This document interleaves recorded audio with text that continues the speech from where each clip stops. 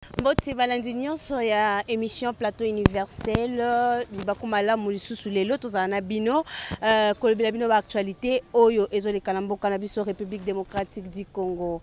Ava kobanda nyonso nazopesa mbote batu nyonso balandaka nga bisika nyonso bozali na monde entier pe nazosenga bino s'abonner massivement sur votre chaîne Universel Info TV. Lelo tozali awa na commune ya Limete toye koluka moko ya balobi ya parti UDPS o azali président ya fondation Azafat toye pa na ye awa to tuna ye ba oyo ba question etali actualité ya mboka na biso République démocratique du Congo. Mbote mwana mboka Gustave Lutumba. Oui, mbote maman na pesi pe mbote na bandeko o bazali kolanda biso na souhaité bino nyonso ensemble une heureuse année 2020 moko oyo vraiment et kozala accompagner na ba bonne chose na réussite na progrès et pourquoi pas surtout na bolingo entre biso na biso ba congolais et bolingo envers notre pays. Voilà. To banda likambo etali balkanisation yango ndezali vraiment force na biso force pe information makasi na mboka biso République démocratique du Congo to butaki kotala lelo cardinal Fridolien ambongo alobaki kuna a partir ya Benike pays ezo marché malamu te ko monisa ndenge makambo ezo kende ezo risquer balkanisation et salama. Je pense que makambo ya balkanisation oyo to banda oganga ngo banda kala balkanisation za lisolo ya siko to beta lelo te to betaka yango ifalaka esalama pendant que Joseph Kabila était président de la République mais vu que pression ya population et le kaka vraiment makasi mingi nde salaka que balkanisation ana esalama te et lelo oyo kutu na époque wana vraiment est na biso ezalaki assiégé et ba force négative et banda ko kota pona kolukaka ndenge ni bakoyi kopanza mboka na biso ba assiégé yango mais à plus forte raison lelo oyo mwana mboka Félix Antoine Tshisekedi a commis na pouvoir to komi kolanda bato tout balinga ko créer des ordres na kati ya Congo na biso et particulièrement na est ba ADF ba FDLR ba force négative nyonso lelo et pakati mbangu n'est-ce pas mais moi ndambu ya ba poche ya résistance etikali to yesko ko comprendre que biloko ezalai ko salama na kati ya Congo ezalai kaka batu ya libanda te mais il y a eu aussi certains Congolais au basi bazwaka na makanisa bango ko luka ndenge nini bako kabola mboka na biso pe bako baka na système ya ko éliminaka peuple congolais. Donc oyo cardinal Ambongo auti na ye koloba oui je lui donne quand même raison mais ba piste de solution na ende zali mabe makasi. Pourquoi? Parce que pour na to résoudre balkanisation wana esenga te toke na dialogue et banani o balki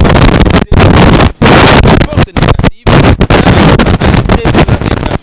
il est question seulement ya ko dénoncer ba pona ngai soko yo opposant lobi que pona balkanisation esalama te to pe pona guerre wana pas guerre parce qu'il n'y a plus guerre là-bas mais pour que les actes terroristes o ezako salama na est et ici là il faut toke na dialogue comprendre madame que non ezagé ya batwana o bazali komana balingi ba utiliser yango pona baza moins échappatoire ya kota to na terrain ya dialogue ebi kolobaka tomoni mwana mboka Martin Fayulu alobaki président Eli ye pa lobi ke le 17 akobima azwa ko appuyer idée ya nani ya communauté catholique po na balkanisation bango nde bazo profiter na sima ya malo te nga je bisawe il faut comprendre une chose Martin Fayulu assez akoya KO assez perdra et ce qu'on t'a bien banda tant que banda ba élection comprendre que bato balinga ba kota biso na embriement c'était l'église catholique à complicité na Martin Fayulu et consort mais le col ba carte nyoso balinga ba memela biso ba guerre salama et salama te aujourd'hui Martin Fayulu ne peut pas marcher pour interdire, pour empêcher qu'il n'y ait pas de balkanisation. Cependant, il est parmi les premiers acteurs qui ont créé balkanisation tribale dans le cadre de Canabiso. Vous vous souviendrez de ce qui s'est passé justement dans la province de vous comprenez? Parce qu'on ne veut pas responsabiliser les amis là. Mais à la tête, ce sont les gens comme Martin Fayulu, ce sont les gens locaux Mouzitou.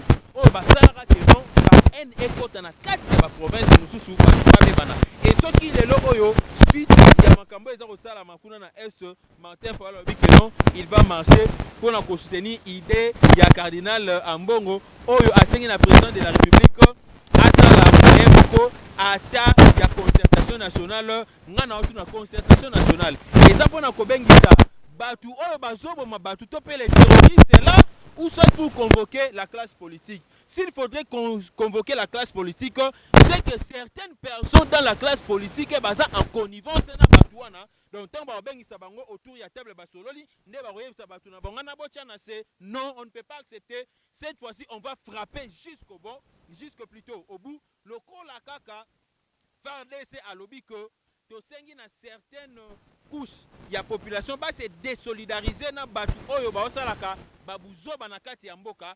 Une fois batu na ba se désolidariser ba Rwandais belé basi bazongi na mboka na bango, ba Ugandais belé basi bazongi na mboka na bango, ba ADF belé basi bazongi na mboka na bango. Totikali na problème ya ba vrai ADF ba congolais o baza na kati ya Beni.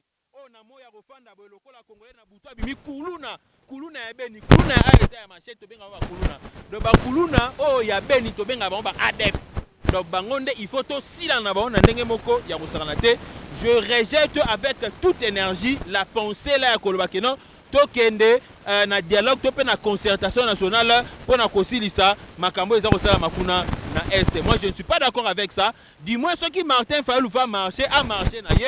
Ceux qui sel c'est ba marcher va marcher mais bon va marcher kaka il y a 200 millions uti ko bima ah to mona bango ska ba marcher kité. Il y a 133 millions peut être comment to mona bango ska ba marcher kité. Ba marcher kaka so ba senti que na balinga ba beta lisolo ya dialogue pour na Martin Fayulu lukaka ndenge ni na kozonga na kata gestion. Ba proposition nyonso o ya pesaka esimba te.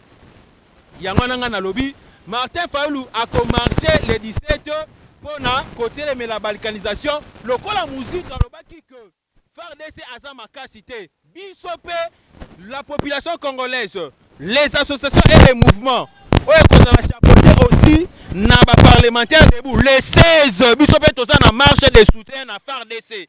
Donc les 16 nous allons marcher to benga bana ba soda bana ba policier ba congolais nyonso balobai keno ba militaire na biso ba makasité mais ba frapper kuna na moins d'une année. Et puis Fati armée na biso sali makambo pendant 18 ans banda osa avec Joseph Kabila mais na moi ta muke to beti na est to récupérer ba armée to récupérer ba bastion ba ADF ba pakati mbangu yolo na biso lelo keno armée sali makasité.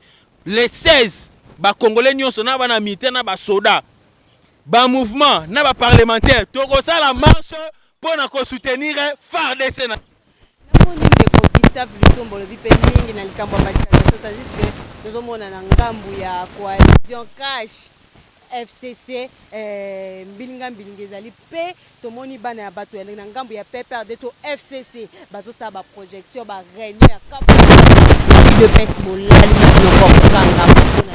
non, IDPS est l'alité, la stratégie n'y est pas raté parce que chaque parti politique a dans l'idéologie, dans la philosophie. Et peut-être, je dirais à la belle étoile, mais peut-être les alliés en coulisses, vous comprenez un peu. Donc, tous alliés qu'on s'est préparé parce que nous allons accompagner les chefs de l'État à réaliser ces 5 ans et pourquoi pas qu'on peut faire sous un second mandat. On peut se baser sur la stratégie basée la liberté parce qu'on est dans un pays purement démocratique qui est dirigé par Félix Antoine Tshisekedi, la personne qui est venue instaurer la vraie démocratie. On nous parlait de la démocratie, mais maintenant il y a l'instauration de la démocratie au travers Félix Antoine Tshisekedi. Vraiment, au lobby pour accompagner le président de la République pour 5 ans, pour passer sous deuxième chance dans ce mandat. On a une coalition FCC na cache zo Simbate. Nangambo pe ya INC, Mwanamboka, Durkab, Vital Kamerhe, il pas préparer l'élection en 2023. Ozo mo tembilinga ezaka entre bino na bino kuna. Tembilinga ezali entre biso na biso te, faut comprendre une chose. Tozali biso nyonso tant que tolobi toza na kati ya coalition, cela ne veut pas dire que non sentiment politique il y a chaque parti est longwe. Vous comprenez? Et chaque parti politique a un sentiment au yaye. Bien que nous sommes dans la coalition, nous sommes dans l'ambition. Le FCC à Kobunda pour rafler quand même poste. Il y a la présidence en 2023. INCP à Kobunda pour rafler la poste de la présidence en 2023. UDPS, parti politique est belé. Mais tant que tu as commandé dans la période où on a la vraie coalition Eko-Salama pour trouver le seul candidat à quoi avancer dans l'élection en 2023. Donc, ce n'est pas un péché. Et puis, quand on a 4 coalitions, le but est que Vital Kamerhe a cessé cause à la présidence UNC. Non. et le but est que non je dirais nani Kabila tiki kozala président un peu perdé parce que la président un peu perdé. Et le but peut-être que non, Kabila tiki kozala l'autorité morale, il y a FCC na bango. Non, vous comprenez un peu. Donc biloko wana ezali na yango logique ezali ba guerre moko loyale, mais lors biso toza kosenga que na 5 ans oyo bango tout basala effort pour la population à se retrouver. Et bango tout unité de mesure na bango ezali Félix Antoine Tshisekedi. Bango il faut pas converger ba effort na bango vers lui afin que le Congo ait ba na connaître son vrai développement. Vraiment Gustave biso sotoye bibana mboka déclaré et des coalitions na bango ezo simba te ezo pa pays et marcher comme voter na ngambo ya FCC bazo sala ba stratégie et pour faire tomber président de la République. Oui, et il y a d'autres personnes au sein du FCC on est à pour battre au baolinga que notre président de la République a avancé. Pourquoi avancer? Ce n'est que logique. Bango ba gérer mboko pendant au moins dans l'ensemble 20 ans. Pendant ces 20 ans-là, Memelo Kamalonga te na ba Congolais. Souffrance passe. Mais Bamonika Rafachi tangoye na 100 jours à Pamba a beti biloko moko boy o elekeli na bango a pambi ba mona gratuité ba muto so tobito tikela ye temps à travailler avec liberté. C'est que la population comprendre que nos biso tozala mité ma pe tozala kokosa bango. Alors il faut to lukato freiner pour n'attendre to comme en 2023 tu es bisapé na population et ça ka biso moroté. Au moins biso pe to pesa qui chance de travailler mais akokai ko travailler té. Mais heureusement la population a cette timbeli ba jewana heureusement pe biso pe na je dirais na yemoko présent Fatia cette timbeli ba jewana mais comme on est congolais on ne peut pas le chasser, on avance mais avec beaucoup de prudence et beaucoup de finesse. Nazali koyebiso que le président Félix Antoine Tshisekedi va réussir son mandat et peuple congolais au lelo a passé combo ya béton. Tant avant tout comme en 2023 à sous combo Moussous. Vraiment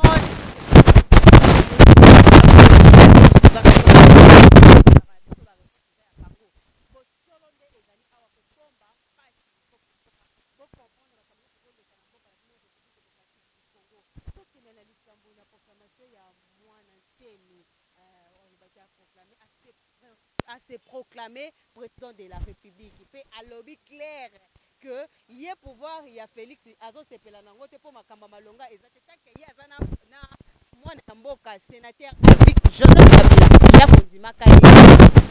Bon, né mon antenne, il faut comprendre il peut avoir des problèmes psychiques. Pourquoi? Parce que Frapo a dit d'abord na général Kanyama a pété mon c'est quoi ndemo en santé a kangaye inde ti akenda na mon antenne na boloko. Mon antenne sous le règne de Joseph Kabila azala na boloko. Après avoir négocié des basala ba négociation bango ya ba monter à 29 millions de dollars tango simba tabi keno na bande opération ndika a comprendre te bana mai bazwa pe na bandika na système makala ndika na bikedi ba dama yango de mon antenne ma série na kati ya boloko sous que katama mandefu katama et d'ailleurs pour votre formation mandefu oyo ya ne mon antenne mazalaka na yango ya mwana Joseph Kabila ça récupérer vous comprenez donc mon antenne aye lelo ko bima abanda koloba eza na époque ya Félix Antoine Tshisekedi nda za na liberté soka lobi keno a sepela na pouvoir ya Félix Antoine Tshisekedi te seki azo sepela pe ndenge aza na liberté te lelo nde mo ntema linga zaka na kata boloko mais soko moni muto alinga liberté te muto alinga zaka na kata boloko comprendre que non il a des problèmes psychiques. Il est le président ndenga se proclamé bongo etali na onkaraye Martin Fayulu pour mi benga président. Président élu Azalara Félix Antoine Tshisekedi. Il y a un président élu. Président Nebe Élysée Bazalara. Oh, je pense pourquoi le président élu Nebe Sabino, il a été baptisé par Félix Antoine Tshisekedi. Ce qu'on a quand à Congo, sur le baptême, bah pesa au Sika. Baptême, bah moi combo élu. Il y a un président élu.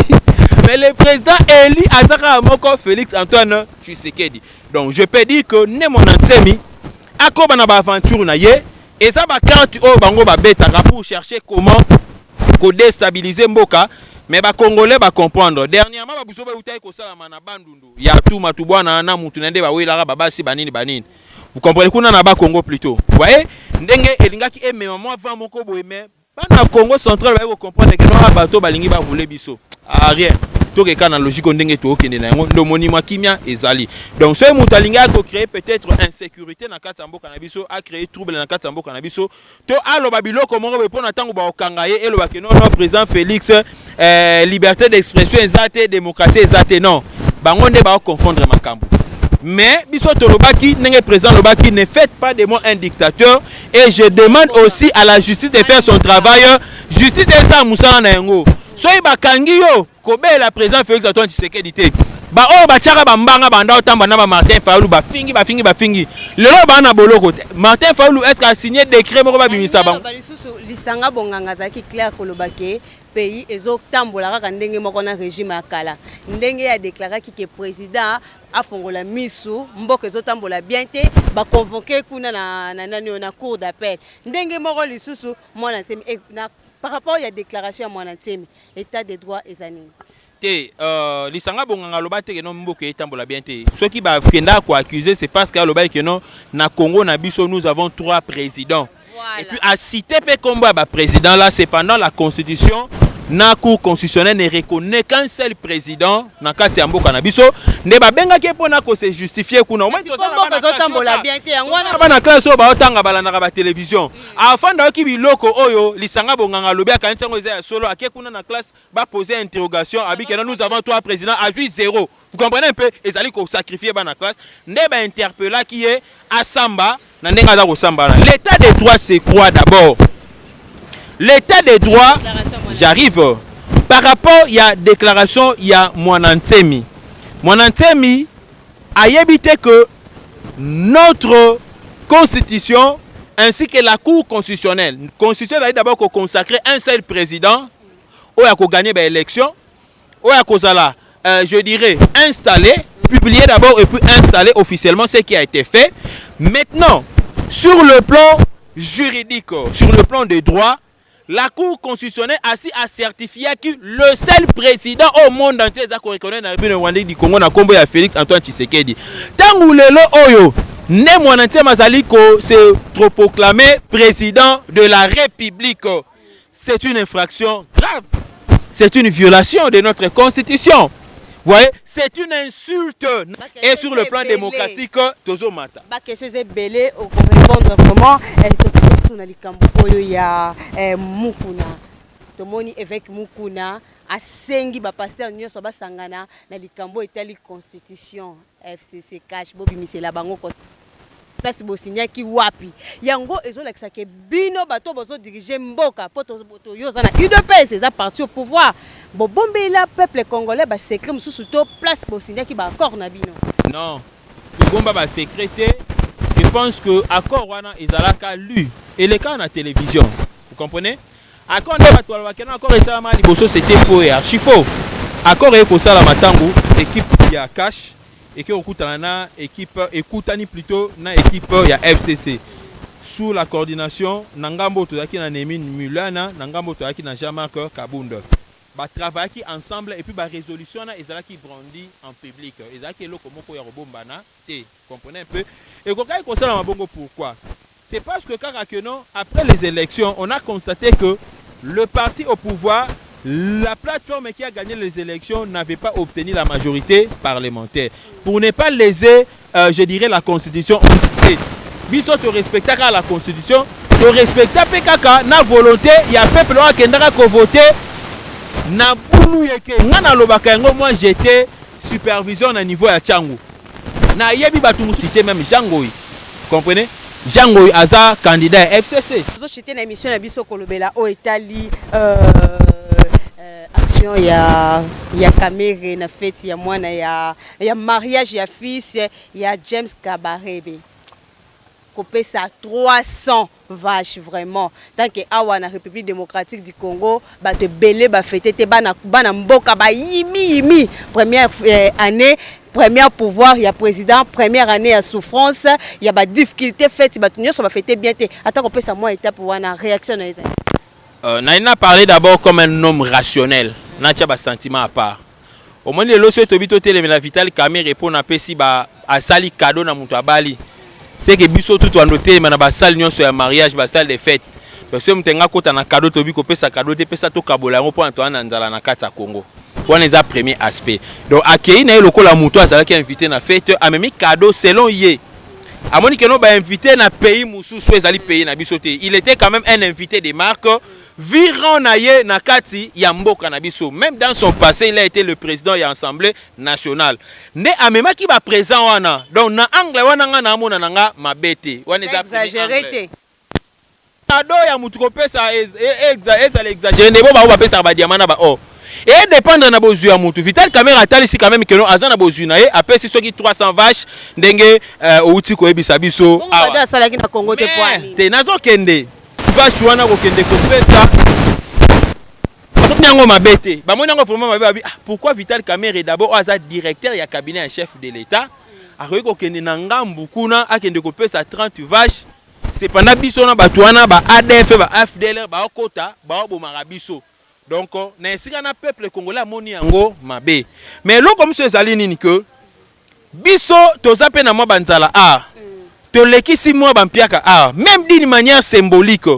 Vital Kamerhe a très koloba te que non bon ça va atana Kinshasa ya pamba district moko na pesi bino ta ngombe moko boyo kablato nazoboma na chaque commune ngombe moko Congolais wa ozala makasi azwa tama musuni ya muke alia apesi yango te mais akoko pesa yango na Rwanda ndomoni kanda o ezui bandeko mususu ba Congolais babandi koloba mais na sens moko logique pona nga Vital Kamerhe apesi cadeau na lokola mutu nyonso azalaka invité ndenga pe lobiso ba invité nga na fête na okena cadeau na nga na pesi sko sete bandi koyokela batu mutema likunya pona ba pesi cadeau c'est que ba fête na biso il faut makamba ba cadeau esa nini esila et surtout quand même qui cadeau non emballé bon loko musu pe batu batuni mituna bon yeza directeur à cabinet tête moko ya ngombe kutaka à peu près $1000 c'est ba $1500 multiplié par 30 et puis ça combien à peu près sur 30 ou 45 000 $. Ce qu'on bon avec facilité bah pour continuer mituna zoli yango wapi mais ngana bi pe que Vital Kamerhe a un salaire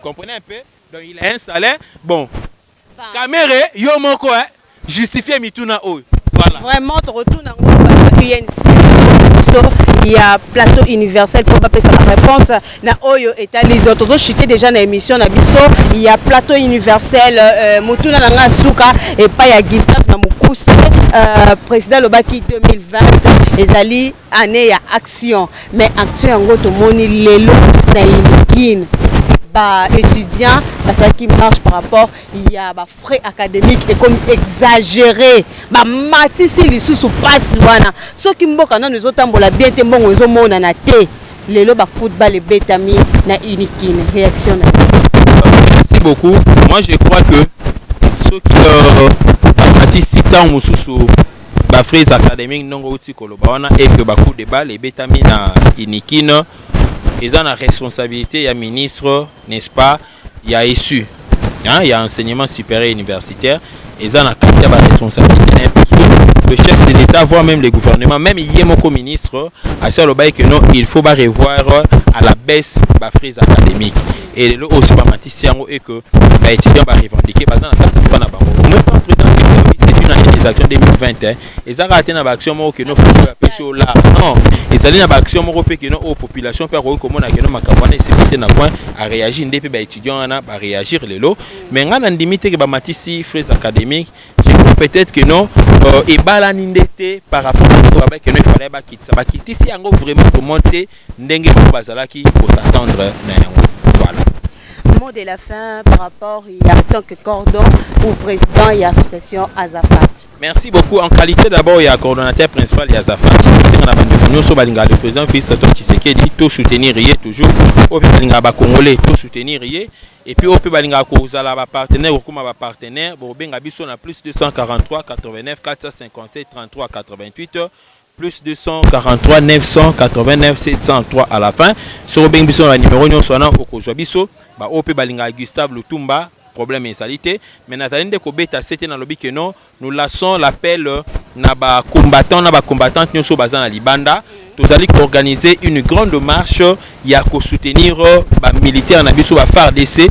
bato baloba que non ba FARDC ba makasi te ba prouver déjà que non FARDC ça makasi ce que tolingi to appuyer FARDC to la savoir que non to da sima na bango donc bato ba koyi ko arrêter hémorragie à balkanisation lelo oyo sur le plan militaire ezali bande ko na biso na ya FARDC parce que bango de baza ko bunda na ba rebelle na ba insurgé na ba terroriste o ba kota ki pona koluka ndenge ya ko fissurer mboka na biso na nzela ya ba terreur donc to sengi na ba combattants nyonso bo venir en aide et pas na biso nous devons organiser cette marche là tous en abiska o to kolongwela tous en abiska o to komela ceux qui vont venir biso en aide sur le plan logistique. Dans logistique il y a des matériels où il faut tout ça là parce que ce n'est pas dans le cadre des partis politiques, c'est dans le cadre moko citoyen au tozali ko sala yango donc tous les enfants militaires barozala, toutes les femmes des militaires bango pe barozala ba ko accompagner biso, toutes les associations, tous les mouvements ba société civile tokozala ensemble parce que marche wana il faut esimba penda